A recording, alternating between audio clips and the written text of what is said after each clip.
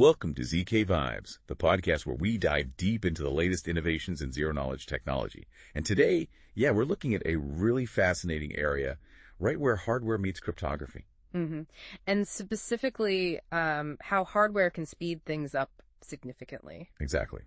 In this episode, we're exploring a powerful intersection, FPGA acceleration of SP1. This comes from work with the team at AntChain OpenLabs. Yeah, some really interesting developments there. Taking theoretical proof systems and, making them run faster on actual silicon. Absolutely. So our mission today is really to unpack the source material we have on this. We want to understand the tech, how it works, and crucially, reveal the performance gains they've actually achieved, because they seem pretty dramatic. Oh, they are. I think the headline takeaway, the big news right up front, is that AntChain OpenLabs has managed to speed up SP1's proving process significantly. We're talking using FPGA's field programmable gate arrays. A substantial leap then. Okay, let's dig in. Maybe we should start with a quick refresher just in case. What exactly is SP1? Sure. So SP1 at its heart is a RISC-V ZKVM. ZKVM. Right. A zero-knowledge virtual machine. Think of it like this. It runs standard RISC-V programs, but the key thing is it can generate a zero-knowledge proof that the program ran correctly. So you can verify the computation happened properly without needing to see the inputs or, run it all over again yourself. Precisely. Verification without re-execution or revealing secrets. Got it. And that process, the proof generation and the proving, that's usually the heavy lift, isn't it? Oh, absolutely. It's computationally very intensive. It's almost always the bottleneck in these ZK systems. Which is why acceleration is just so vital for things like SP1. Everyone wants faster proofs, cheaper proofs too. Exactly. And, historically the way people tried to speed up SP1 and systems like it was mainly through software optimization, targeting general hardware like CPUs, maybe GPUs. And that work was important, right? They got good results. They did, solid performance improvements. But this new work we're looking at suggests, maybe there's a limit to that approach, that to really push the boundaries further, you need to look elsewhere. Which brings us to custom hardware. Instead of just trying to squeeze more out of standard chips, the idea is to design silicon specifically for these ZK proving tasks. Okay. So this material suggests that, the next big jump in performance comes from investing in custom silicon. That seems to be the thinking, and FPGAs are a key part of that journey. Right. The field programmable gate arrays.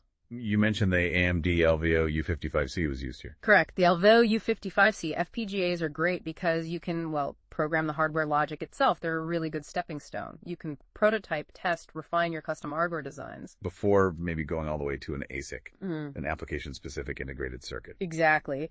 ASICs are faster but fixed. FPGAs give you that flexibility during development. And this specific FPGA work was a collaboration, you said, with AntChain OpenLabs.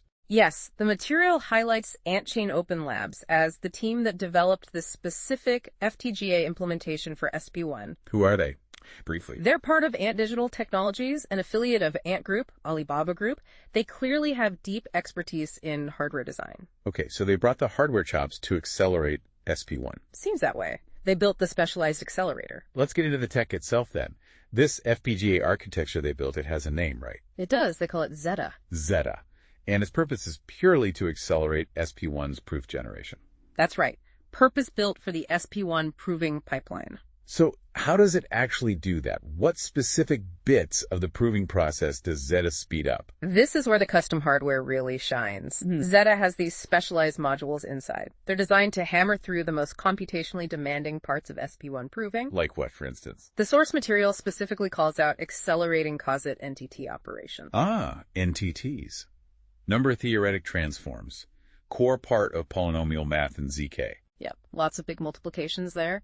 Zeta also targets Merkle tree generation. Which you need for committing to data efficiently. Right. And also other vectorized computations, things like generating permutation traces, doing FRI folding, all heavy stuff. So basically the really math-heavy, data-intensive operations that just chew up CPU cycles normally. Exactly. These things often have a lot of parallelism, which is perfect for hardware implementation.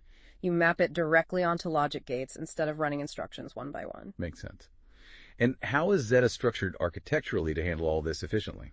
It's described as being modular. A really key aspect seems to be its connection to high bandwidth memory HBM. HBM. right, for moving lots of data quickly. Absolutely crucial. ZK proofs involve enormous amounts of data. You need massive bandwidth. Zeta uses a crossbar and data bus to connect the processing modules to this HBM. This allows for lots of data to move in parallel, keeping those specialized compute units fed constantly. So it avoids data bottlenecks. That's the idea. And then it talks to the host computer, where the main FP1 software runs, over a standard PCIe interface. That modular design and the HBM connections sound critical. What about flexibility? Is Zeta locked into accelerating only the current SP1 algorithms? That's a good question. The material actually highlights flexibility as a key feature. Zeta apparently supports programmable instruction sequences. Meaning the hardware isn't totally fixed. It can be programmed to accelerate different sets of circuits within SP1. So if SP1 evolves, adds new cryptographic components, Zeta can potentially be updated to accelerate those too.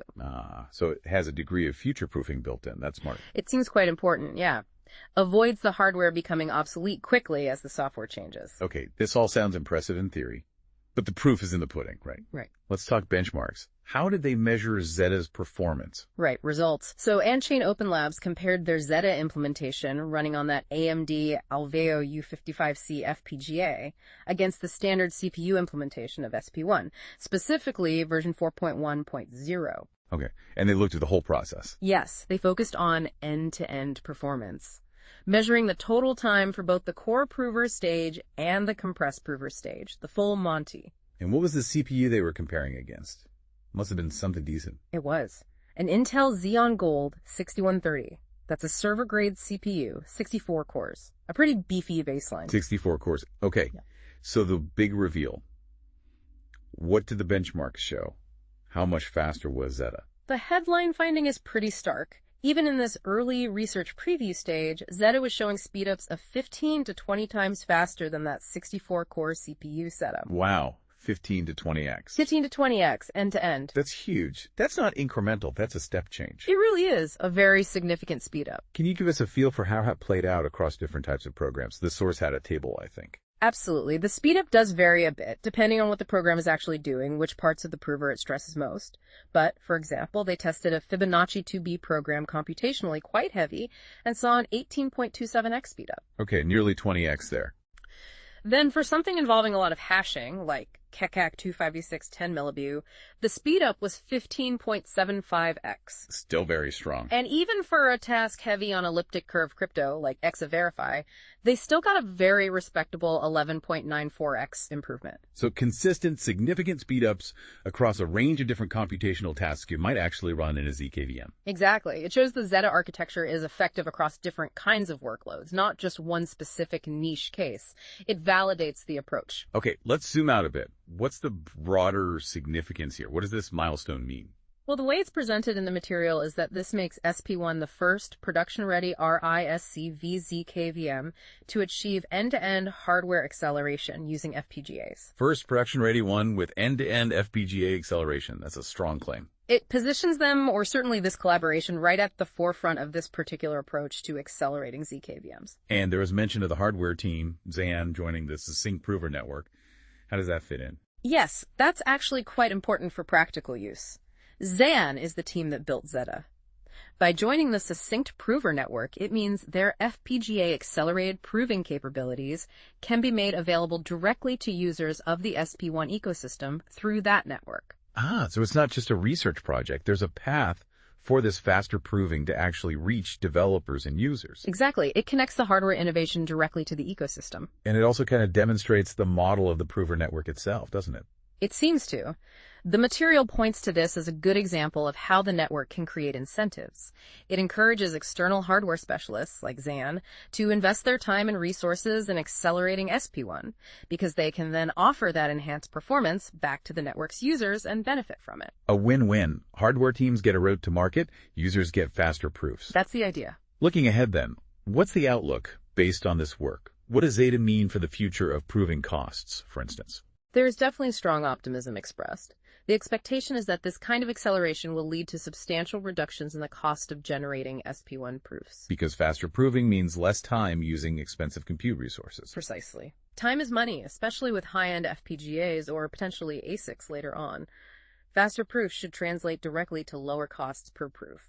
And how does this fit into Succinct's overall strategy for SP1? This FPGA acceleration is presented as one part of a larger push. Succinct is apparently committed to advancing SP1 on multiple fronts, not just raw performance, but also security, developer experience.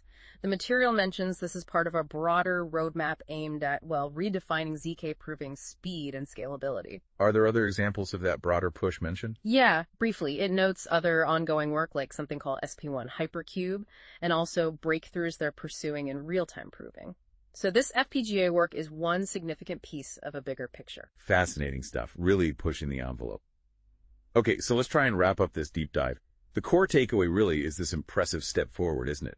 This significant performance leap demonstrated by accelerating SP1 using AntChain OpenLabs' custom Zeta FPGA architecture. It's a very powerful demonstration of what happens when you apply specialized hardware design to these complex cryptographic problems. And for you, the listener, the potential user of ZK Tech, what this ultimately promises is faster proofs, which could lead to lower costs and maybe make ZK practical for new kinds of applications that were just too slow or expensive before. It really is a testament to the kind of focused engineering needed to bridge the gap between advanced crypto theory and practical high-performance systems. Absolutely. Yeah. And we should definitely acknowledge the collaboration here.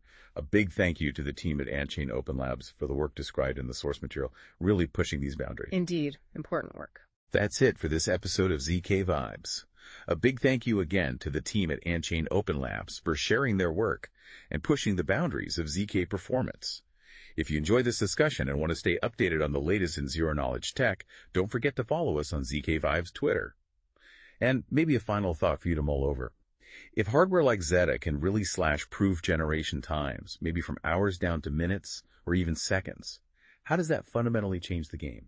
What new kinds of applications suddenly become feasible or even essential when zero-knowledge proofs get that fast? What frontiers does that speed unlock? Lots to think about there. Until next time, stay zero-knowledge.